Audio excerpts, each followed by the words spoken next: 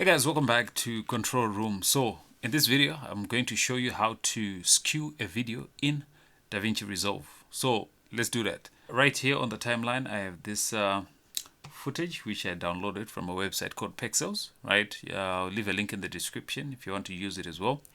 Now we want to make sure that the footage is highlighted on the timeline.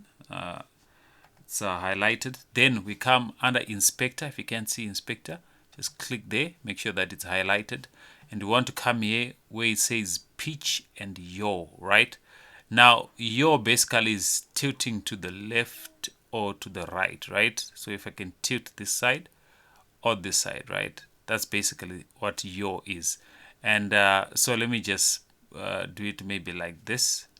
And then pitch is if I bring it to the left, it will tilt downwards, and if I bring it to the right, it will tilt upwards. So that is how you skew a video in Davinci Resolve. If you found this video helpful, please consider leaving a like and subscribing to the channel. I'll see you in the next video.